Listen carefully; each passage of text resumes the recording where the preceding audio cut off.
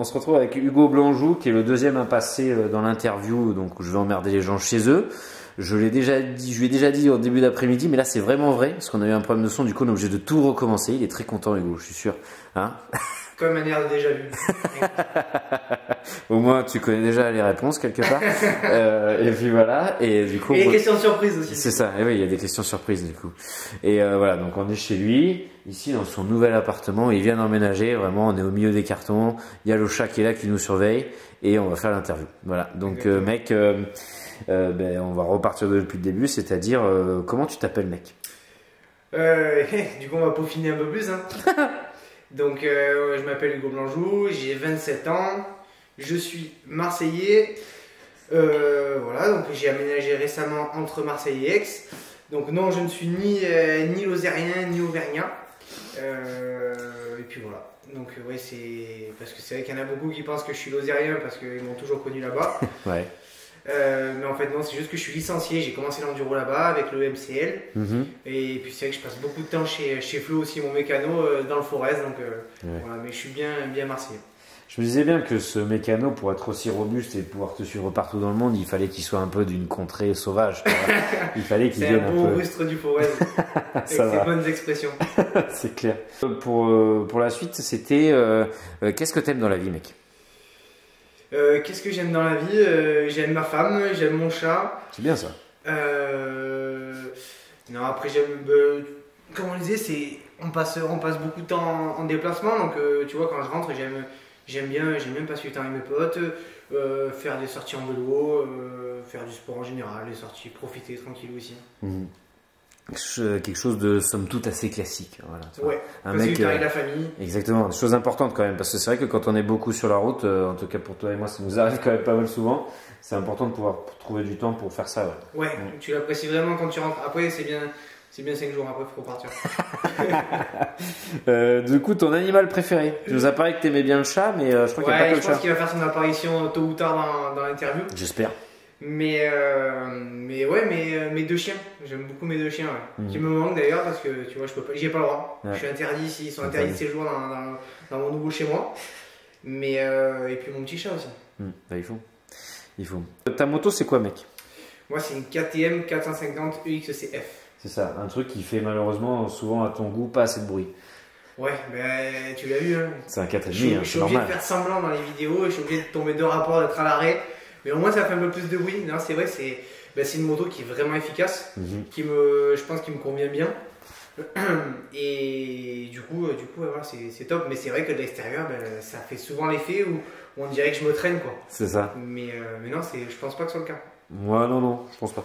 Maintenant, il faut que tu me résumes une nouvelle fois, avec beaucoup de brio comme tu as su le faire tout à l'heure. Mais t'es pas mal parce que j'avais presque oublié les questions quand même. Ton parcours, c'est quoi, mec? Non, c'est vrai, j'avais pas oublié, bon. Et c'est long. Le parcours, c'est quoi? Le parcours, c'est début du motocross à 4 ans, comme beaucoup de gens.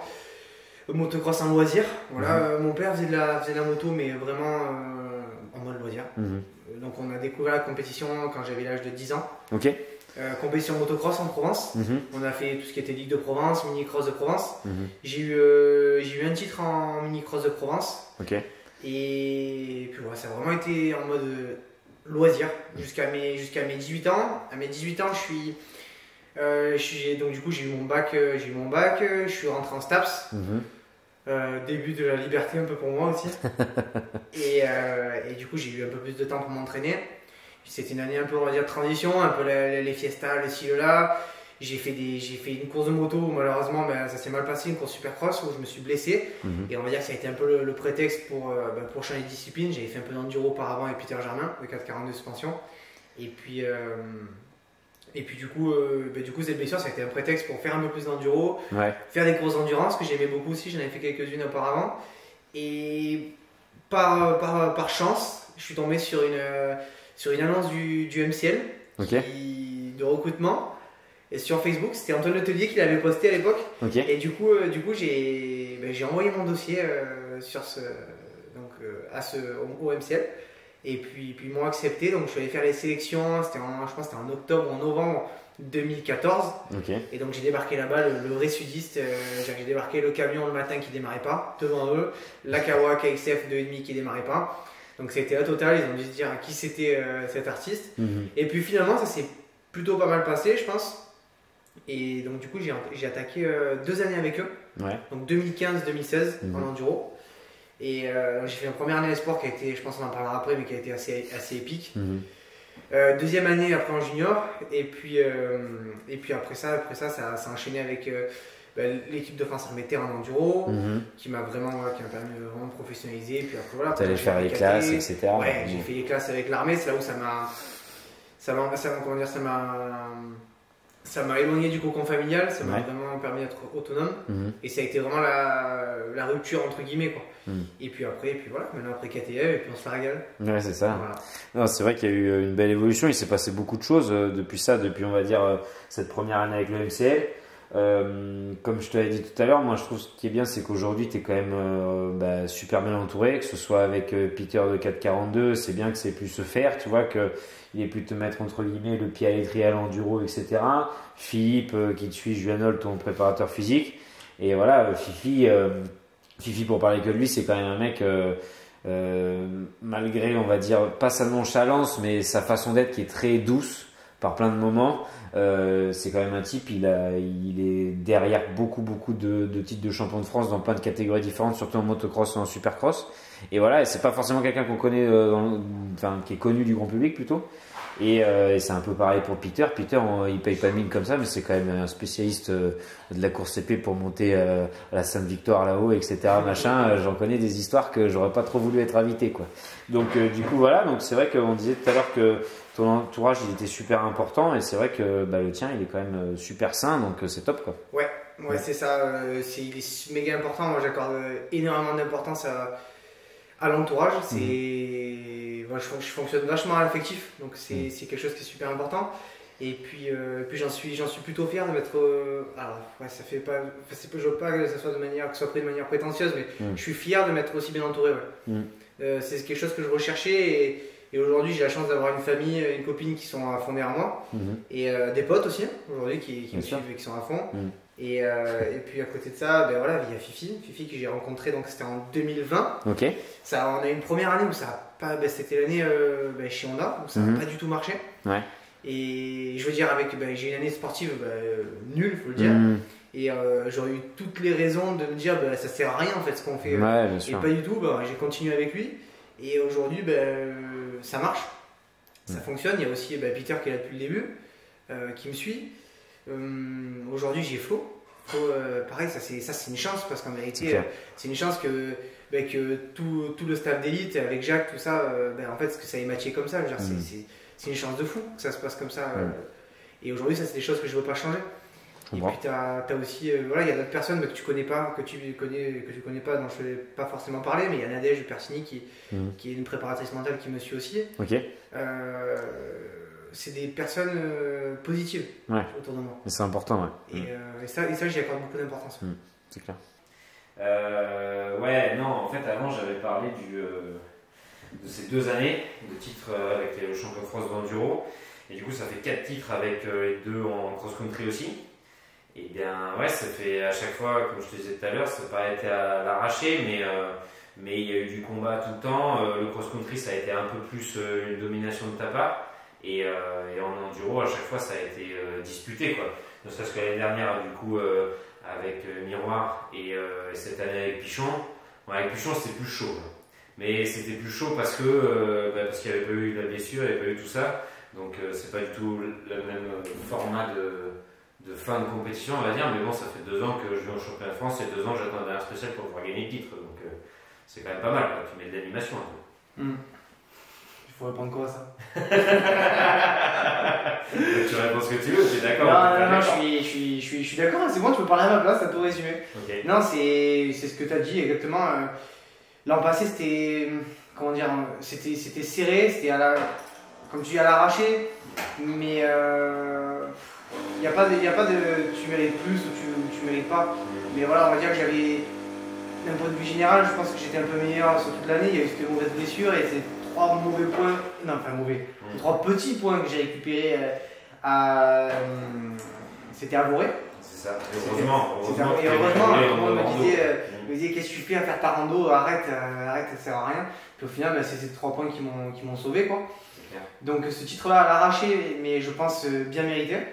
Et puis cette année ça a été à l'arraché, mais à l'arraché parce que c'était la compète, quoi. C'était un week-end chaud avec Zach, on était à la guerre, je pense, toute la saison. Il y avait Théo aussi, après qui s'est blessé, mais voilà, c'était tous les 3, c'était un coup lui, un coup moi. Et puis voilà, puis après, moi j'ai fait le samedi, j'ai fait mon erreur à Baywood. Zach a fait son erreur le dimanche. Puis voilà, donc c'est passé encore. C'est passé encore, c'est ça. Et je me souviens que, je sais plus quand tu es sorti de l'ASP ou quand tu avais fini ton burn au milieu sous le vent Elite Moto, et je sais plus qui est venu te voir et t'as dit putain, il t'a dit encore c'était encore une grosse année, et toi tu as dit bah mais ils viennent tous en E2 aussi, ils font chier, tu vois. Et du coup, c'est vrai que c'est une catégorie sur le France en tout cas, et même au mondial où le niveau il est vraiment concentré dans cette catégorie-là aussi. Ouais, c'est compliqué de tirer son épingle du jeu. Tu arrives bien en France, c'est un peu plus dur au mondial, mais au mondial aussi, tu as des pointures qui sont là depuis longtemps et qui n'ont pas envie de lâcher l'affaire. Donc, c'est sûr que comme tu disais ce matin, le mondial c'est top, mais tu vas aussi pour progresser, quoi. D'une manière générale, le niveau mondial il est élevé, que ce soit en E1, E2, E3, de toute façon, ce qu'on regarde c'est l'Enduro GP. À partir du moment où c'est dans les 10, c'est que tu commences à peu près à être dans le vrai, quoi. Même vraiment dans le vrai. Et après, en France, c'est sûr que t'as les 2 premiers de chaque catégorie. Compte de chat, il me bouffe les pieds. T'as les 2 premiers de chaque catégorie je ne veux pas dire qui roulent très vite, on va dire sur un niveau mondial. Après derrière, on va dire t'as un petit écart. Et nous, c'est vrai que voilà, t'as un premier et un deuxième. Et les autres, et nous en E2 sur le France, t'as vraiment les 3 premiers, quoi. Les Théo avant sa blessure, Zach et moi, voilà, on était tous les 3 au coude à coude pour la victoire, quoi. C'est pas alors tu sais que t'en as un qui va finir, les 3 en roule bien, et t'en as un qui va faire un autre 2 et un autre 3. C'est vraiment les 3, on peut prétendre à la victoire dès le début de journée jusqu'à la fin. Et ouais, du coup ça fait un sacré plateau. Après c'est bien parce que vu que vous êtes entre guillemets les 3 top français, quelque part que vous soyez dans la même catégorie sur le France, c'est bien pour vous tirer la peau pour aller sur le mondial après.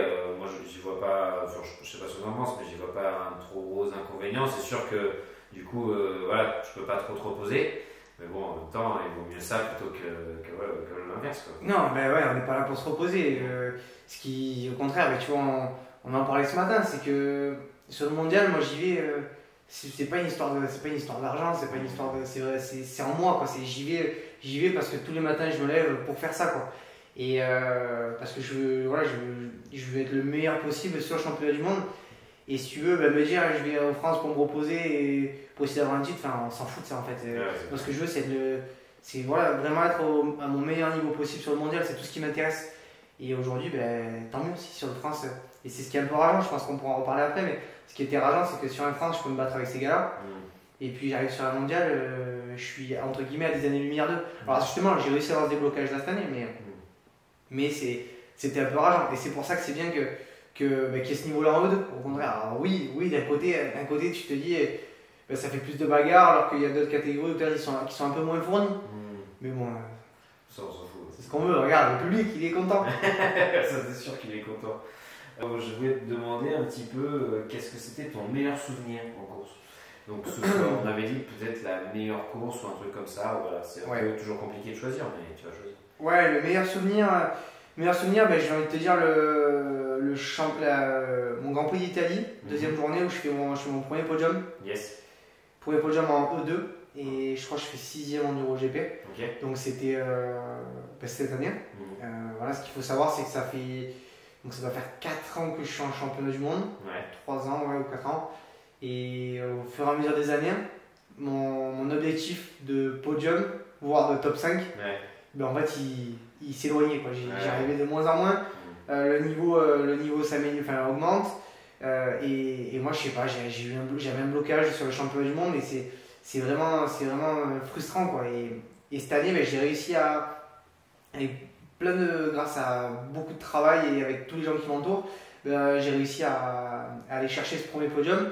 Alors, comme je disais, Garcia s'est blessé ce jour-là il est parti à la faute, donc j'étais 4ème. C'était déjà, voilà, c'est déjà top, c'est parce qu'en E2, être dans les 5 premiers, c'est une belle journée.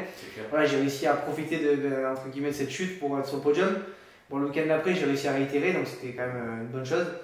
Et ouais, c'était voilà, c'est comme je disais tout à l'heure, c'est un sentiment de satisfaction. J'ai eu 4 titres de champion de France en élite. J'étais super content, mais honnêtement, ce podium-là, c'est tellement. C'est au fond de toi, tu as une satisfaction personnelle au fond de toi. Le soir, j'ai mérité mon McDo, quoi. Flo, Flo il m'a payé son McDo, mais il était amplement mérité. Et non, c'est juste trop bon. Donc, ça, c'est dans les très bons souvenirs. J'en ai 2, j'ai celui-là. Du coup, c'était vraiment on va dire, premier aboutissement, même si c'est pas un aboutissement parce que je vise beaucoup plus haut et loin. Bien sûr, mais voilà, on va dire c'est une première étape, step by step. Et ça, c'était ma première étape. Et voilà, c'était trop bon. Et puis voilà, la cerise sur le gâteau, c'est le top 3 Scratch aux ISDE cette année sur la dernière journée des ISDE. Et pareil, en fait, ça s'enchaîne tellement sur les ISDE que tu penses pas, mais ouais, c'est ouf. Hein. C'est du concret, quoi, c'est bon ça. C'est sûr. C'est que voilà, c'est pas juste ouais, Blanjou il est bon sur le France, mais bon, sur le mondial il n'y arrive pas. Non, ça y est, mais j'ai confiance en moi, c'était un déblocage. Et tu vois, c'est marrant, j'en parlais avec Pomme. Je sais plus quand c'était peut-être il y a 2 ans, qui m'avait branché un peu sur l'ouverture du championnat d'Espagne. Il m'avait branché en me disant alors tu te vois comment tout ça, et moi je me disais ouais, ben nous les petits Français. Et c'est vrai que non, merde, c'est pas les petits Français en fait. Maintenant je ne vois pas comme ça. À l'époque, tu voyais. Je regardais les Holcomb, les Freeman, alors je suis toujours, enfin, entre guillemets, fan dans le sens où ils ont un super niveau et il faut toujours, je m'en inspire vachement, surtout de Holcomb, mais après, ce que je sais pas, c'est qu'aujourd'hui, si je vais sur des courses, c'est pour essayer d'être au moins aussi bon qu'eux, quoi. Et donc ça, dans la tête, la mentalité elle a changé, quoi. Et ça fait du bien. Enfin, de toute façon, ça pourra que te porter plus haut. De toute façon, t'as pas trop le choix. Parce que pour passer cette étape que tu as passée cette année, il a fallu que tu te fasses violence. Voilà, avec Flo, plein de fois, moi j'arrive sur les spéciales où j'y suis déjà et lui il arrive et il m'explique un peu la journée parce que moi, comme je suis tout le temps en train de filmer, j'ai pas trop le temps de regarder les lives. À chaque fois, les gens, je les croise dans les spéciales, ils disent alors, ils font quoi et tout. La plupart du temps, je suis au courant à la fin de la journée, tu vois, ou alors vraiment si j'ai le temps de regarder, mais c'est très rare. Et du coup, c'est pour ça que je parle avec les suiveurs, et notamment le tien avec Flo, et il me dit putain, tu vois, là, la spéciale était pour lui, là, et là, il s'est pas lâché tout de suite. Là, ça commence à venir et tout ça, et putain, il faut qu'il les emplâtre, voilà, tu vois.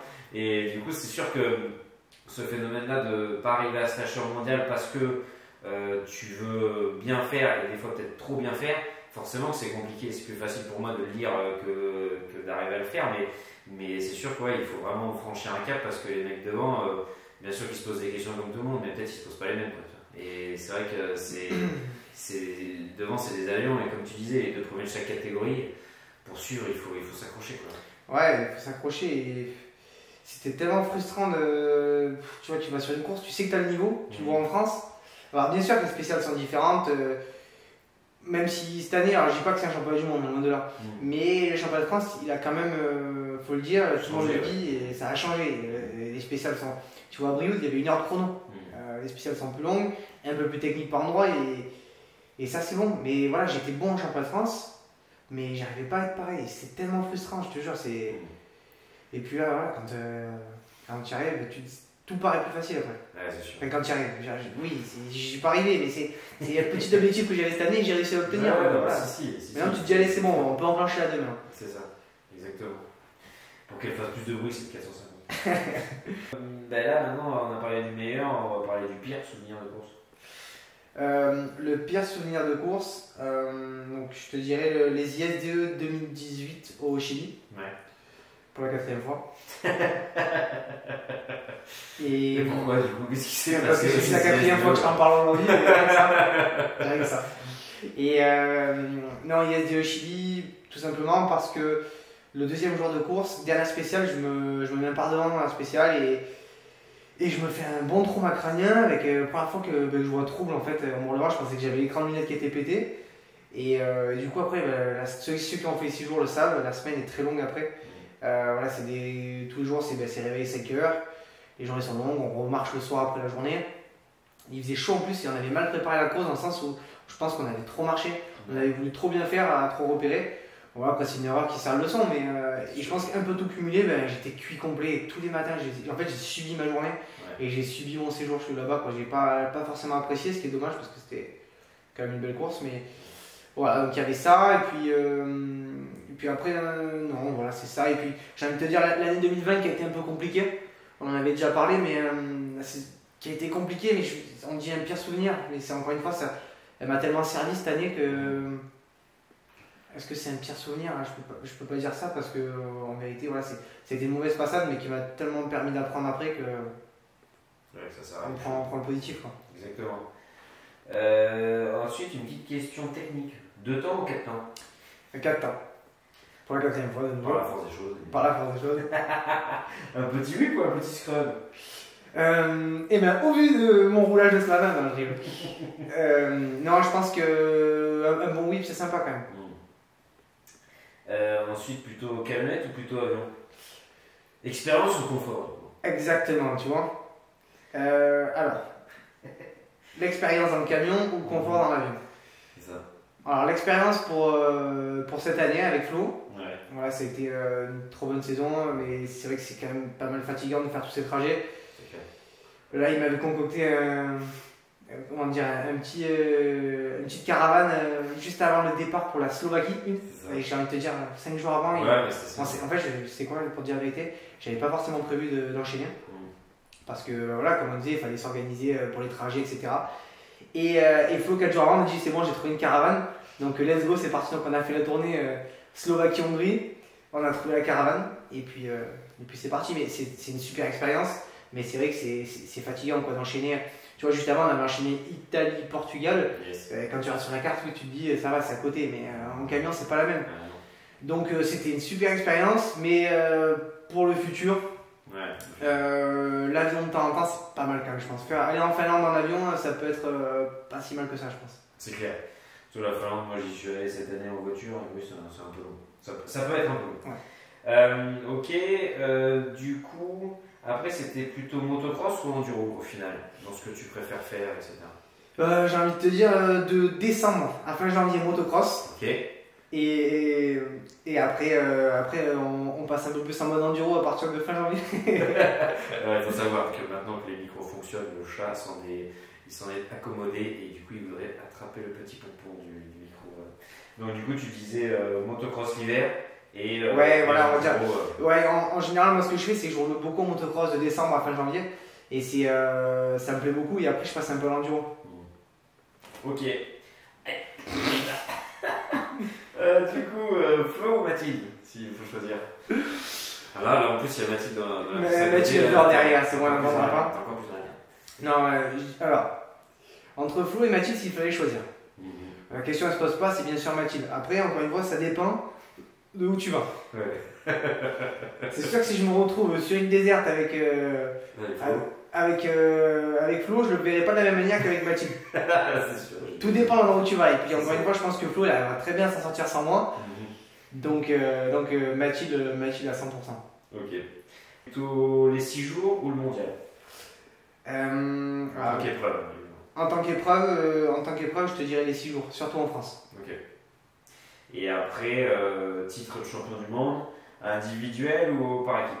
Par contre, 1000 fois par individuel. J'ai 10 petits trucs à te montrer. Ok, c'est des complices dans ton entourage qui ont participé à tout ça, forcément, tu reconnaîtras. Et du coup, je vais montrer des photos donc à l'objectif, à la caméra.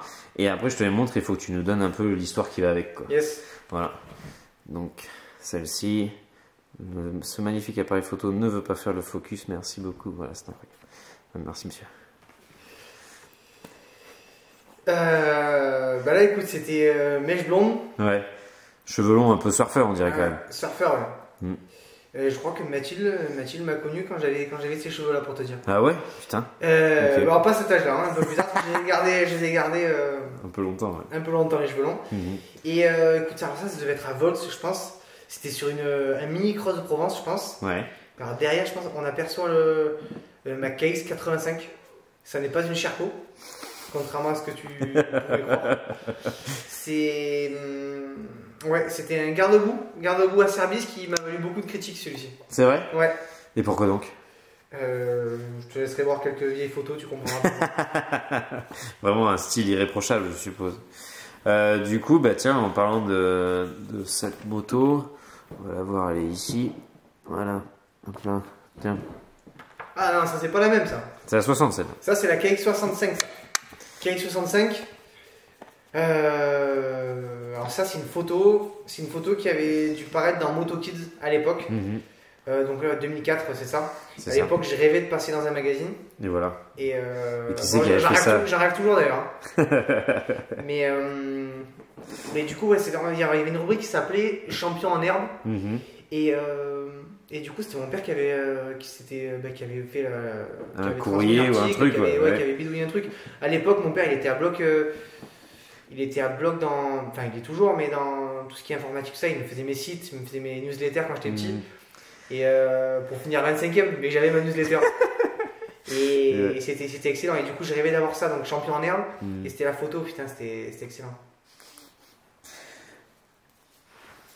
Alors attention. Celle-ci, voilà, ça c'est pas à mettre entre toutes les mains. Hop là. Oh yes. Alors ça c'était vacances en Corse, Paesi di Lava. Donc c'est près d'Ajaccio là-bas. Ouais. Et voilà, en fait on passait nos vacances là-bas avec ma mère, mon père, mes sœurs. Et puis ouais, c'était l'éclate. Bah ouais, j'imagine. Ça se voit d'ailleurs, non? Ouais, ça a l'air. T'as l'air de kiffer. La liberté. La liberté, c'est beau. Est-ce que tu connaissais déjà Christophe Charrier à cette époque-là ou pas? Ouais, on avait fait 2-3 châteaux de sable ensemble. Il disait au poteau, t'en mets partout. Et celle-ci, elle est pas mal. Hop là, je te laisse nous parler de celle-là. Ouais. Et ben tu vois, on en parlait tout à l'heure du MCL. Ben là, c'est ma première année. Première année avec le MCL. C'est. La photo a été prise à Priva, donc c'était à l'ouverture. Ouais. Et ouais, je vois toute l'équipe, c'était excellent. Et l'anecdote que je te racontais tout à l'heure, c'est qu'à cette course-là, il y a 2 anecdotes. La première, c'est que ils se foutent tous encore de ma gueule à cause de ça. C'est que c'est pas un CH, c'est un rendez-vous. Ouais, c'est ça. Pour commencer, c'est-à-dire que la première fois que j'ai demandé à quelle heure il fallait être à l'heure, j'ai pas dit au CH, j'ai dit à quelle heure il faut être au rendez-vous en fait. Et je sais pas pourquoi, c'était instinctif, j'ai dit ça. Et maintenant, ils se foutent toujours de ma gueule. Je pense que jusqu'à mes 80 ans, ils continueront. Jusqu'à la fin. Jusqu'à la fin. Et puis voilà, première année du coup en enduro, en espoir 125. Et je me rappelle à cette course à Priva, j'avais payé Bambi, donc Cyril Morin, pour qu'il me change mon pneu arrière, il me semble, parce que je savais pas encore les faire ou bien les faire. Je les faisais en 30 minutes s'il faut. J'avais des démontes pneus, c'était des petites cuillères. Et les gars du MCL se foutaient de ma gueule pendant tout le week-end. Mais c'était une expérience de fou, c'était trop bien. J'étais loin de savoir tout ça. J'imagine, et puis il paraît que de toute façon, en plus, cette moto-là, le 125 KT à l'époque, il a été un peu détruit tout au long de la saison. Enfin, les bonnes gamelles, ton père, il m'a envoyé un message, il m'a dit un podium, une gamelle, c'était le rythme. C'est ça qu'il a marqué. Mais c'est exactement ça en fait. Je sais quoi, je suis arrivé dans Priva, l'ouverture, première course enduro, enfin la deuxième après la Coupe de France où j'avais découvert les rendez-vous. Ouais. Et du coup, Priva, première journée, je finis second en espoir. Deuxième journée, je suis en tête. Et en fait, je suis allé me fumer dans l'avant-dernière spéciale. Mais fumer, en fait, j'ai pris des chutes que j'ai jamais repris après en enduro. Alors, je touche du bois. Du bois. Et en fait, j'ai plié la moto à 3 reprises. Une fois à Priva, la moto coincée en larmes, j'arrivais plus à la sortir. À Moira en montagne, et je sais plus où encore, enfin à chaque fois je pétais tout, les guidons, les pots. Une fois j'avais le pot carrément qui touchait le guidon, et en fait les gars du MCL ce qu'ils faisaient c'est qu'ils prenaient les pièces que je pétais, et au fur et à mesure des tours, ils les affichaient sous le haut vent en fait, et ça faisait les trophées. Donc ouais, ils se foutaient bien de ma gueule encore une fois. Photo suivante, justement, on va rester ambiance un peu famille, mais celle-là un peu plus intime. Voilà, yes. Hop là. Alors, qui est-ce qu'il y a sur cette photo? Alors, moi, extrêmement joyeux, apparemment. Des bonnes joues, quoi. Et puis après, on voit mes 2 sœurs, donc Charlotte qui est au milieu et Sophie aussi, donc à gauche. Et puis voilà, mes 2 grandes sœurs qui m'ont fait la misère pendant toute ma jeunesse. Ouais, j'imagine bien. C'est vrai que tout à l'heure, tu nous la raconteras peut-être, on verra après, j'ai d'autres photos pour ça. Mais tu nous as donné une belle anecdote. J'ai beaucoup aimé ce que tu as raconté tout à l'heure sur cette photo. Alors, je la montre, tu vois, tu es très sexy avec le petit casque de vélo et cette petite bécane. Ouais. Alors, du coup, ouais, tu me disais. Celle-ci, tu vois, ce que je disais tout à l'heure, c'est que c'est marrant que tu aies cette photo parce que c'est la seule moto qui marchait pas chez nous. Ouais. Je devais appartenir à mon cousin ou un truc comme ça. C'est une moto électrique à la base. Sauf que moi, elle n'a jamais marché, ou alors j'ai peut-être jamais branché, je sais pas. Et par contre, je faisais des tours de quad en fait dans la maison. Et je pense que mes parents n'ont pas voulu la mettre parce que sur toutes les photos, je suis à poil. En fait, je faisais des tours de quad à poil dans ma maison, à fond. Et je ruinais les batteries. Pourtant, t'étais pas au Cap d'Agde quand même, tu vois. Non. C'est vrai. Mais il y avait un truc, quoi. Il y avait un truc. Mais je demanderai à Robert la vidéo, on sait jamais, ça peut servir. Il doit l'avoir quelque part. Du coup, tac, celle-là aussi, elle est cool. Voilà, parce qu'il y a plein de gens qui le savent pas. Moi, le premier, je le savais pas. C'est ton père qui m'a parlé de ça. C'est que t'as pas été champion que en moto, quoi. Tu vois. Ouais, donc je suis 2 fois champion de France de taekwondo aussi. Donc c'est un sport de combat. Et donc ouais, j'étais jeune, j'avais 10 et 11 ans quand j'ai eu mes titres. Ouais. Ça a été une sacrée expérience aussi parce que en fait je passais mon temps, alors j'étais pas hyper actif, mais je passais mon temps, et je passe encore mon temps à faire du sport, mais je faisais, pour te donner un ordre d'idée, je faisais lundi soir, mardi soir taekwondo, mercredi matin donc il y avait le collège, mercredi après-midi c'était moto, à la bourre, bien sûr, à la bourre avec mon père. Le jeudi soir c'était taekwondo, le vendredi soir c'était taekwondo, samedi matin c'était collège, et samedi après-midi c'était pôle espoir taekwondo.